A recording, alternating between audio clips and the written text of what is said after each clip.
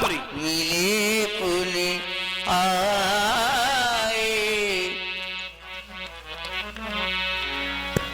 मिले पुनि आए। देखिए आज कितना दिव्य दर्शन आ रहा है। आज हमारे बाबा नाती से मिलने आ रहे हैं, है ना।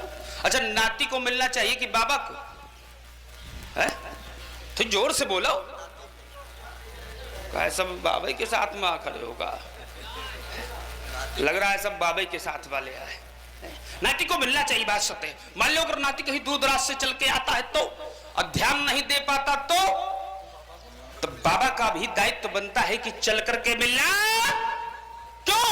क्योंकि जो बड़े होते हैं सदैव छोटों पर स्नेह बनाए रहते। ये बड़े स्नेह ये लघुन पर करही। वर्तमान समय की स्थिति तो ये है कि बड़ों ने अपने बड़प्पन को भुला दिया, छोटों ने अपनी छोटाई को भुला दिया, तो पूरा समाज बिखर गया। और महामुनि विश्वामित्र जी आपके यज्ञ तैयार कुशल पूर्वक है। अच्छा, आप इस समय यहाँ मिथिला में कहाँ उपस्थित हो गए? मिथिला में एक यज्ञ चल रहा था, धनुष यज्ञ। उसको देखने के लिए हम दो राजकुमारों के साथ मिथिला में आए। यज्ञ देखने के? यज्ञ आप भी देखा करते हैं? जी हाँ। आप यज्ञ देखते हैं कि यज्ञ करवाते हैं? यज्ञ करवाते भी हैं, यज्ञ देखते भी हैं। अच्छा, तो आपको वैसे करवाने का कार्य ज्यादा होना चाहिए, देखने वाले तो दर्शक होते हैं। हाँ, अभी हम यज्ञ करवा ही तो रहे थे इतने दिनों से। आज हमने सोचा चलो फुर्सत मिली है, कहीं बढ़िया सुंदर दृश्य हो रहा है, चल को देख लेते हैं। अच्छा, अभी तक आप करवा रहे थे, फिर आपने सोचा कि चलो देख लिया जी। तो यहाँ क्या देखा आपने? यहाँ देखा हमने बहुत सुंदर इतिहास रचने वाला है, और ऐसा सुंदर इतिहास रचने वाला है जो सदियों में नहीं रचा गया होगा। ऐसा कौन सा इतिहास है बाबा? कुछ बातें गुप्त ही रखी जाती हैं, कुछ बातें सबके सामने नहीं बताई जाती हैं, पर जो हम आपको बता रहे हैं, अच्छा। आप समझिए कि विजय पथ का इतिहास लिखा जाएगा। आज यहाँ एक ऐसा कर्म हुआ है। नहीं, ऐसा कोई कार्य होगा? जी वही तो बता रहा हूं। अच्छा। आप सुनिए, विजय पथ का आज इतिहास लिखा जाएगा। जो सदियों में हुआ है वो काम लिखा जाएगा, और जिसने जो किया योगदान उसका योगदान लिखा जाएगा। और आप आ गए हैं अब यहाँ, आपका भी नाम लिखा जाएगा। और ऐसा हुआ है काम कि भूमंडल पर जय श्री राम लिखा जाएगा। जय श्री राम लिखा जाएगा? जी। ये क्या है? ये क्या है? ये विजय पथ का है। जिस व्यक्ति ने जो काम किया है उसको विजय मिली है, और उसका नाम तो त्रिलोक में लिखा ही जाएगा, इतिहास में लिखा जाएगा। जय श्री राम के अभी तो परशुराम है, ये जय श्री राम कहाँ से आ? जी हाँ, ये आपकी वजह की आप जानते हैं केवल कि मैं परशुराम हूँ, पर मैं जानता हूँ कि राम भी है।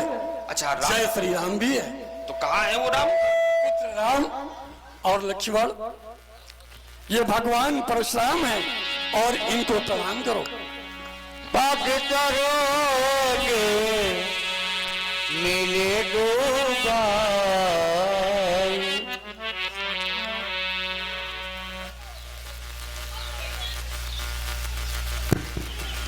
बड़ी सुंदर बालक है महाबली जी। एक बार मैं इन बालकों की तरफ देखता हूँ, एक बार आपकी तरफ देखता हूँ, विचार करता हूँ जितने सुंदर आप हैं उतने ही सुंदर ये बालक भी खोज करके लाए। और ये नियम है, जो व्यक्ति जैसा होता है वो वैसे ही खोज लेता है। चोर चोर मिल जाए बड़ा साथ होगा, बेईमान बेईमान मिल जाए बड़ा प्रेम हो जाएगा, और जो कभी वो मिल जाए तो एक दूसरे का बड़ा प्रेम होगा। साधु साधु मिल जाए बड़ा साथ हो जाएगा, और कभी कभी एक से दो मिल जाते हैं तो झगड़ा शुरू हो जाता है। तो कौन कौन? तो बताया गया कि स्वान माने होता है कुत्ता, अगर ये मिल जाए तो झगड़ा शुरू हो जाता है। सरप सांप, अन्नारी ये भी एक दूसरे को हजम नहीं कर पाते। पंडित और मारजार, मारजार माने होता है बिलाड़, है ना। तो आचार्य कहते हैं कि जहां जहां इन कर जुग मिले तहां तहां तलहा अपार। और ये सिद्धांत कहता है कि वैद को वैद, गुणी को गुणी,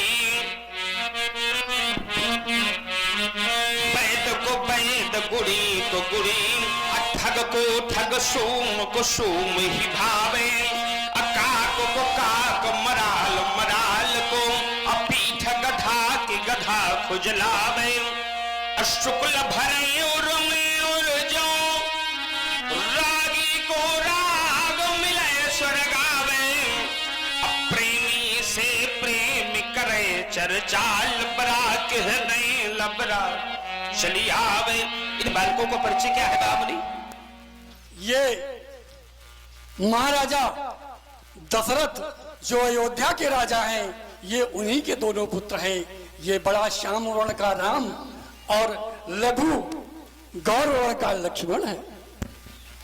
अच्छा, ये राम है और ये राम है, ये लक्ष्मण है। ये लक्ष्मण है कि लखन है? लखन है। लखन तो मेरा नाम दिया हुआ है। तो आप जो अपने नाम से बुलाते हैं वो नाम बताओ आप।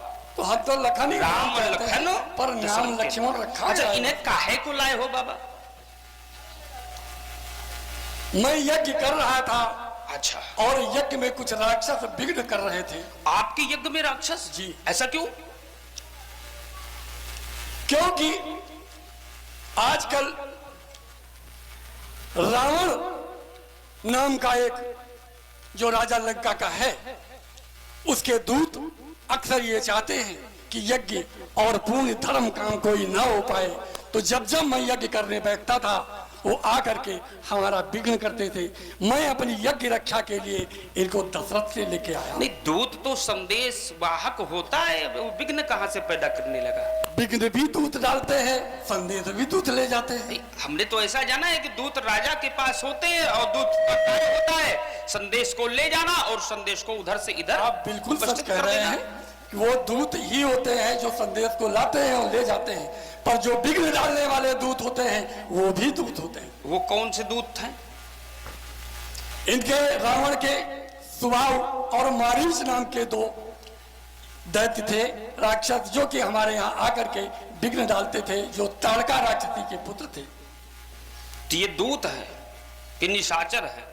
निशाचर तो है ही है। निशाचर तो सभी तो निशाचर निशाचर दूत होते ही नहीं है, क्योंकि दूत जो होता है वो केवल शांति का प्रस्ताव या युद्ध का प्रस्ताव को लेकर के जाता है, और निशाचर ये कार्य करता नहीं है। प्रभु, निशाचर के दूत भी तो निशाचर ही होंगे, कोई देवता तो होगा नहीं। ऐसा नहीं, दूत संदेश वाहक होता है और निशाचर सदैव उत्पात मचाएगा। जैसे आप यज्ञ करने लगे तो वो बाधा डालने लगते थे जी। आपके यज्ञ में, तो वो निशाचरों का कार्य है विघ्न उत्पन्न करना, और दूत कभी विघ्न उत्पन्न नहीं करता है। तो जैसे विघ्न उत्पन्न होने लगा तो आप तो स्वयं सामर्थ्यवान हैं, बड़े बलशाली हैं, बड़े तपस्वी भी हैं, आपके पास समस्त विद्याएं हैं, आपको मार देना चाहिए। हम मार सकते थे, परंतु हमारा यज्ञ बाकी था, और यदि मैं क्रोध करता और उनको श्राप दे देता या उन पर प्रहार कर देता तो मेरा पूर्ण छीण हो जाता, जिससे मेरा यज्ञ पूर्ण नहीं होगा। अगर आप क्रोध करते या उनको मार देते तो आपका पुण्य क्षीण हो जाता। अच्छा भैया, सबसे पहले ये बताओ कि मारने वाला अपराधी होता है कि मरवाने वाला?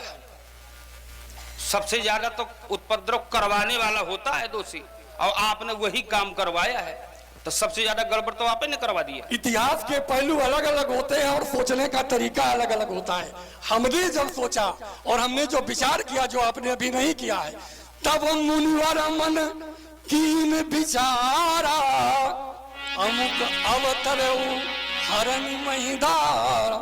तो हमें ज्ञात हुआ कि कोई ऐसा है जिसने इसी कारण अवतार लिया है, और मैं उनको ला करके उनका विनाश करवा सकता हूँ। सो मैं जाकर के अयोध्या और इनको लाया। समस्या ये है कि आप विनाशों करवाते हो, संत कभी विनाश नहीं करवाता है। पता नहीं आप कैसे बाबा है, बड़े खतरनाक हैं। भाई आपको आप स्वयं नहीं मार सकते तो आप तारने वाला ले आते हैं। इसका भी एक कारण है महाराज। अब आप कहते हो मैं विनाश करवा दूंगा, इसका भी एक कारण है। विनाश कौन करता है? और इसी मध्याह्न हमारे आदरणीय बैद्यनाथ जी द्विवेदी बाड़ा से अभिनेता आपकी ओर से 21 श्रद्धा सुमन भगवान परशुराम जी के चरणों में प्रदत्त हो रहे हैं। कोट सा साधुवाद है, धन्यवाद है आदरणीय द्विवेदी जी को। हर स्थिति और हर इतिहास का अलग अलग पहलू होता है। जो लड़ते नहीं युद्ध कभी, जो लड़ते नहीं जीवन में युद्ध कभी, वो लोग अभागे होंगे। लड़ते नहीं जो युद्ध जीवन में कभी, वो लोग अभागे होंगे। या अपने स्वाभिमान से किया होगा समझौता, या रण छोड़ घर से भागे तो होंगे। आपने स्वाभिमान से समझौता किया है? नहीं किया, क्यों नहीं किया? करना भी नहीं चाहिए। ऐसा क्यों?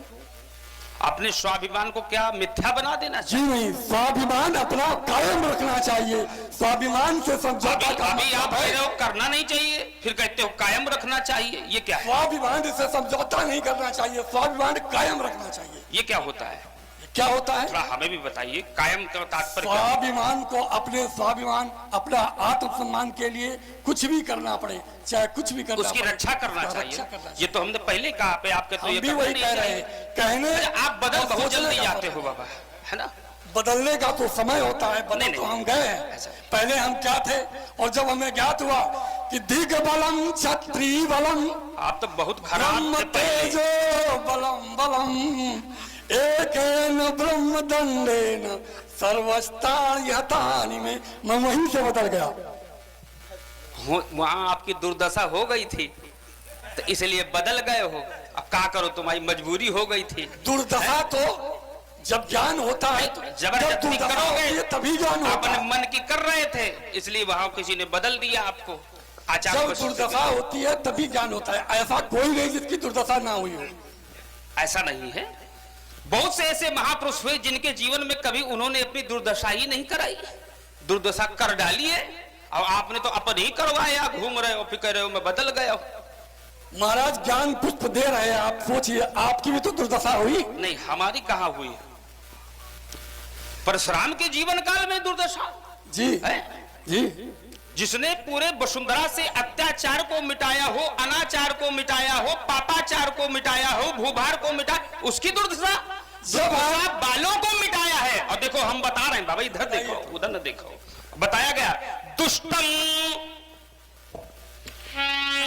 दुष्टम छत्रम भुवोरभारम, दुष्ट क्षत्रि, आतताई, अधर्मी और अत्याचारी, भूभार जो पृथ्वी का भार हो गए थे, उनको परशुराम के द्वारा मिटाया गया है। तो बताओ दुर्दशा हमारी या हुई कि तुम्हारी हुई है? अब सुनिए, जब आपका गजानन के साथ युद्ध हुआ, तो गजानन हमारा छोटा भाई है। कभी कभी क्या होता है बाबा, कभी कभी ऐसा होता है जिंदगी में, ये हुनर भी सीख लेना चाहिए। और जब बात अपनों से हो या युद्ध अपनों से हो तो हार जाना चाहिए। यहाँ तो परशुराम दांत तोड़े आ बैठे, क्या बात कर रहे हो बाबा? आपने वहां भी भाईचारा निभाया नहीं। क्या कर रहा है? क्योंकि वो अब छोटा भाई है, नहीं मान रहा तो युद्ध करना पड़ेगा। तो युद्ध मांग करके किया जाता है। तुम्हारे जैसे थोड़ी ना जबरदस्ती अभी जाओ, जीत ना पाओ, कह दो हम लड़ेंगे, बाद में शांत हो जाओ। जीत तो आप भी नहीं पाए। जब गजानन से युद्ध हुआ तो सूर्य में लपेट करके त्रैलोक को घुमाया और पृथ्वी पर पटक दिया। देखिए, वो हमारे गजानन है, उन्होंने हमें लपेटा, कुछ देर वो हमें खिलाएंगे, कुछ देर हम उन्हें खिलाएंगे। तो वशिष्ठ जी हमारे थे। और फिर इसको विश्व में एक इतिहास का नाम दे दिया गया कि परशुराम ने गणेश का दांत भी तोड़ डाला। और उस टूटे हुए दांत से कितना बड़ा परोपकार किया गया, जानते हो आप? जानता हूं। क्या किया गया था? उस बाटे हुए दांत को आपने तोड़ दिया, उसके बाद आपने पश्चाताप, जब माता अरे पश्चाताप छोड़ो, वो दांत से क्या किया गया? कुछ तो हुआ होगा, ये आपको पता होगा, आप रहते वहां पे। जय संगीता नाम। वो दांत कोई ना कोई कारण से तोड़ा गया था। पहली बात, अच्छा ये बालक बड़े चतुर लेके आए हो। हाँ, जैसे खुद आओ वैसे बालक ढूंढ के लाए हो बाबा। होना चाहिए। बाबा ने बता दिया, बालक ने बता दिया, बाबा नहीं बता पा रहे। बाबा उस दांत से गजासुर नामक दैत्य का वध किया गया था, पहला कार्य। दूसरा कार्य जो तुम्हारे बालक ने बता दिया है, सारी विद्या सब याद ही दी होगा, कुछ अपने पास बचा के रखते हो। रखते तो हम जब महाभारत लिखी गई होती। अरे तो महाभारत थोड़ी ना करो, अच्छा महाभारत करवाने वाले यहाँ हो लगता है, सुंदर है, सुंदर। अच्छा देखो, साधु देखे चार प्रकार, असली, नकली, कतली और चारों बाबा माँ भरे भला, कोनो कसर नहीं बकाया है। असली अपने आप को बता रहे हैं और सबसे बड़े नकलिया है ये, है ना। अब फसली, जब महाराज दशरथ के यहाँ पुत्र पैदा हो गए तो तुरंत फसल काटने के लिए पहुंच गए, फसली है ही है। और आप जानते हो तो चारों बाबाओं भरे हुए ये फसल ही हमारे लिए उगी है। अच्छा तो ये काहे को लेके आए हो फसल, फसल काहे लिए हो? ये संसार के रक्षा के लिए विप्रधेनु सुर संत। अच्छा तो रक्षा के लिए लाए हो, यानी रक्षा अपनी ही नहीं, हमारी रक्षा तो कोई तो नहीं। हमें बुला लिया होता, हमको जो मिटा दे वो दम जमाने में नहीं, जमाना हमसे आए, हम जमाने से नहीं। ये हमारी रक्षा नहीं, इस पृथ्वी की रक्षा, इस सूर्य की रक्षा, इन गौरों की रक्षा के लिए इनको लेके आए। वाह। अच्छा जब महामुनि आप महाराज दशरथ के पास गए थे तो क्या कहा था कि मुझको जो मिटा दे वो कोई गम नहीं और इन्हें दे दो, यही कहा होगा? जी नहीं, क्या कहा था? हमने कहा था अनुज सहित देव रघुनाथ और निश्चर बध करी ये ओम सदा। बस इतना ही कहा था? नहीं कहा था। एक और कहा था, हम बताए दे रहे हैं, संभालो व्यास जी। तो कहा असुर समूह सतावे मोही, अरे मुझे मेरी रक्षा करो, अब मैं नृपयाचन आयो तो ही, मैं बहुत परेशान हूँ, मैं आपसे कुछ मांगने आया हूँ, मैं सताया हुआ हूँ, मैं बड़ा दुखी हूँ। शायरी सुना रहे हो, बहुत शहरबाज हो। मोही मोही का मतलब हम सब ऋषि, और सब ऋषि ये बहुवचन है। मोही सब ऋषि मतलब सारे ऋषि, केवल मैं नहीं, सारे ऋषि परेशान थे। उन्होंने कहा महाराज कोई उपाय कीजिए, मैं उपाय करके ले आया। मोही माने होता है मेरे लिए, सब नहीं होता है। मोही, मोही माने सारे ऋषि। देखो हमारी सुन लिया करो कभी कभी, अब नाती के नहीं सुनते हो, अब बाबा जबरदस्ती लगाए पड़े हो। अब तुम्हें पता है नाती हो कम खुराफात नहीं होते है ना, इसलिए बाबा हो। असुर समूह सतावे मोही मतलब मुझे, मैं नृपया याचन आयो तो ही माने तुझे, तुमसे अपने लिए आया हूं। उससे पहले की तो बात सुनिए आप। वो क्या है? मुनि जग जप जोग जब करे, सारे मुनि तब वो करते थे। ये गलत है। और उसके बाद करो यही, जहाँ जप जाग जोग मुनि करही, ऐसा तो जब मारी तो जब हम जाए देखत यज्ञ निशाचर धावही, ये तुम्हारे आश्रम के बात है, हमारा दशरथ वाली न हो। तो आश्रम में बहुत ऋषि है, रेखा लगाओ। अच्छा वहां का उठा के उधर इधर उधर बहुत शरारती बाबा हुआ। तुम कोई छोटा मोटा थोड़े ना। अच्छा और चलो इन्हें ले आए हो, बड़े मतलबी हो, लेके तो तुम आ गए हो, और आने के बाद करका रहे हो कि मुनि बरसायन कीन तब जाई लगे चरण चापन। पहले तुम बहुत अच्छा मान के ला रहे हो कि अपनी सेवा करवा रहे हो, सबसे बड़ा गलत काम तो यही कर रहे हो। सुनिए, इसका कारण रहा, जब मैं इनको वहां से लेके चला तो मेरे मन में विचार आया कि पुत्र तो बहुत सुंदर है, मैं इनके साथ संबंध कौन सा स्थापित करूं। तो मेरे मन में विचार आया कि लौकिक या परलौकिक। तो मैंने सोचा कि इनके साथ लौकिक और परलौकिक दोनों संबंध स्थापित कर लिए जाए। तो कैसे? मैंने सोचा कि इनको पिता मान लिया जाए। तो मैंने कहा नहीं, इनकी उम्र कम है, पिता नहीं माना जा सकता। मैंने कहा इनको गुरु मान लूं।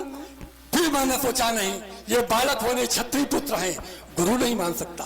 तो मैंने सोचा कि एक लौकिक बहुत बढ़िया व्यवहार होगा कि मैं इनको शिष्य मान लूं और मैं गुरु बन जाऊं, तो मैं लौकिक गुरु बन गया।